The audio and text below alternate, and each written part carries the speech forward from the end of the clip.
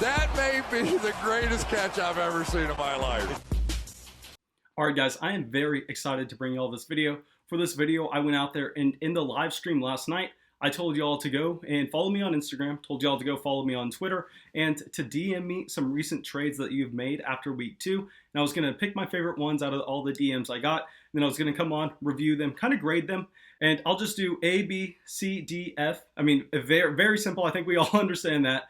And yeah, I mean, I picked out 3 trades that I think are going to be the most interesting to talk about. Some trades that were very lopsided, I'm not necessarily going to go over. So I'm very sorry if you followed and DM'd me and I was not able to cover one of your trades. And I will say, guys, I appreciate everyone going down there and commenting questions for me in the YouTube comments. But I will say, I really don't want to sound like a douchebag for y'all. But at the end of the day, I probably get anywhere from like on Twitter through Discord or fantasy football chat and on YouTube, I get like 300 questions a day. So there's no way I'm going to be able to go down there and actually give y'all answers. I will say that I live stream every single night because y'all have showed such great support for this channel. We've tripled our subscribers in a span of like 10 days. We've gone out there and y'all just smashed the like button on almost every single video. Y'all just blow up the comments and y'all are skyrocketing this fantasy football channel. So what I do to try to get to as many of your questions as possible is I live stream every single night.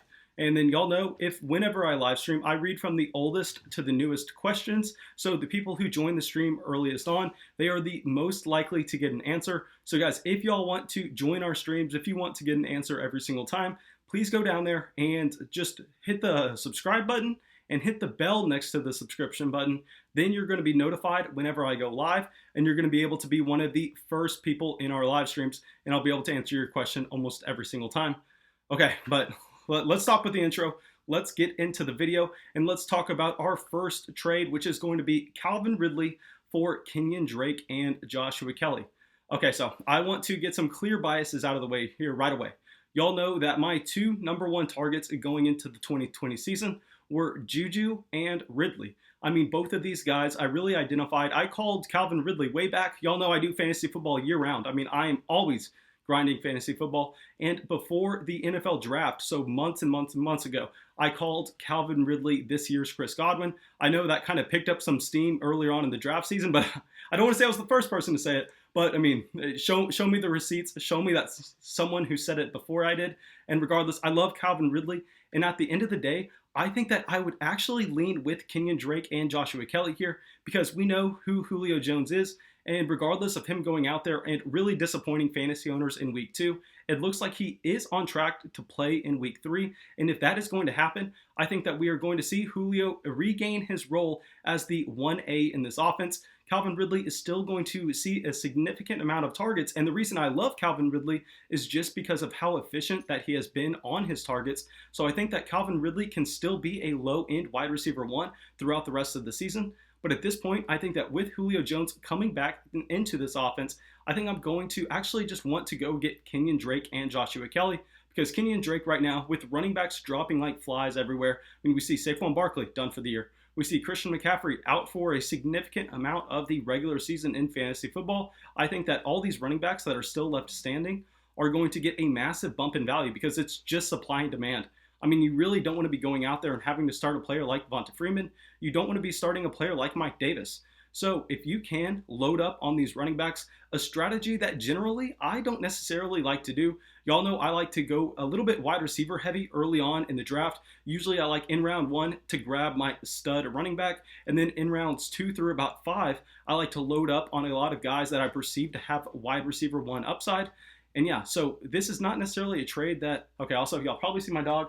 She really wants my attention at the moment, but we'll just do this video for 5 more minutes and then I can go over there to her. But regardless, I mean, I think that this trade, from how we are seeing this 2020 season play out, I think that it's actually a very smart move to go out there and get a player like Kenyon Drake and Joshua Kelly on your roster, especially Joshua Kelly, who, I mean, I think that his trade value is just going to drastically increase after we see this week 3 matchup with Justin Herbert starting again for the Los Angeles Chargers. At least that's what I'm projecting at the moment. I don't see any reason for them to actually go through and put Tyrod Taylor into this game, but they are going up against the league's worst defense. So I think after Justin Herbert and this offense put up a very impressive game against the Kansas City Chiefs, we just see Joshua Kelly, Justin Herbert, Austin Eckler, Mike Williams, Keenan Allen, and Hunter Henry. I mean, the majority of these guys are going to be fantasy successes in week 3, because this Carolina Panthers defense is the worst defense in the NFL.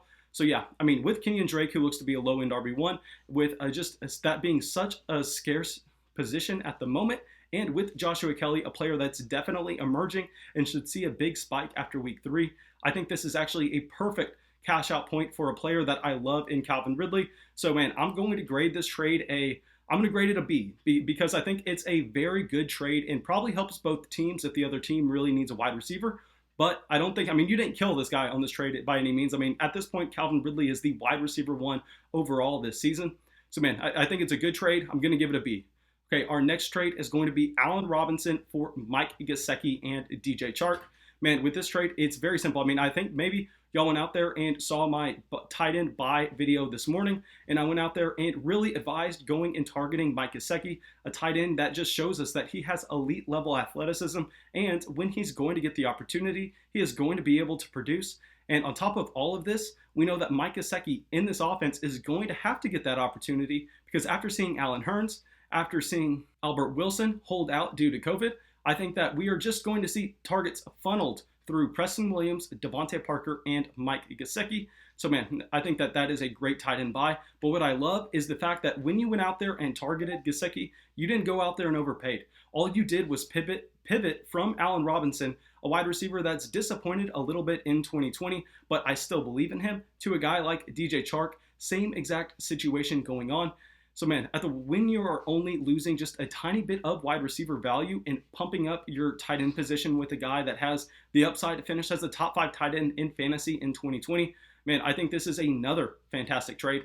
This one I'm probably going to end up giving, man, I think we got to go with, because of the strategy behind the trade, because you went out there and just pivoted from Allen Robinson to DJ Chark while picking up an extremely high upside piece, I think, man, I'm going to go with a B+ here. I think that is a fantastic move.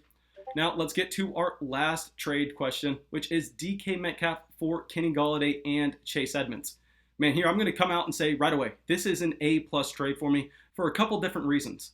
One, we are looking at a player like DK Metcalf, and yes, I mean, he has an insane amount of upside for 2020, especially if they keep on going out there and keep on letting Russell Wilson just completely tear up opposing defenses. I think that we can see that the touchdown distribution can kind of get a little bit more funneled to both Tyler Lockett and DK Metcalf. So by no means is this a slight against DK Metcalf. This is a wide receiver that has an insane amount of upside in terms of both yards and in terms of just overall touchdown potential.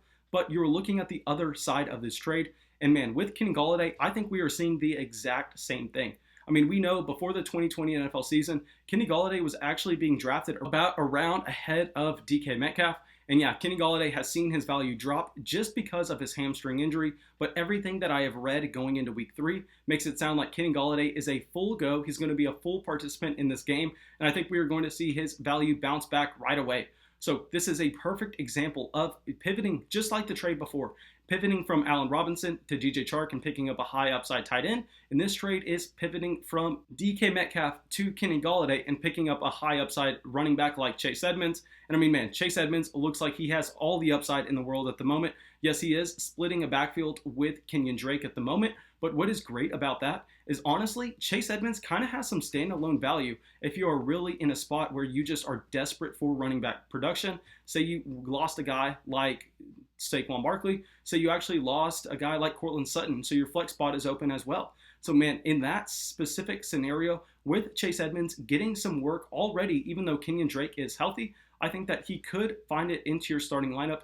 But even if he doesn't, even if he's still a bench player, say Kenyon Drake tears his ACL tomorrow, which I know by no means am I wishing this on to Kenyon Drake, but I think after seeing for the first 2 weeks of football and seeing players just drop like flies everywhere because we did not get a preseason, we did not get the normal training camp length. So, I mean, people are susceptible to injuries. I think this season, more than ever, these premium handcuff running backs are at a major, major value. And yeah, man, I think that pivoting from DK Metcalf to a wide receiver like Kenny Golladay, who has just as much upside, and getting that high upside running back like Chase Edmonds, who could be a running back 1 if Kenyon Drake goes down, is an A+ trade. That's just just an outline of a trade that I think would be perfect. I mean, you can switch players around just as long as you know the prototypes of the guys that you were targeting and the trades you were trying to make.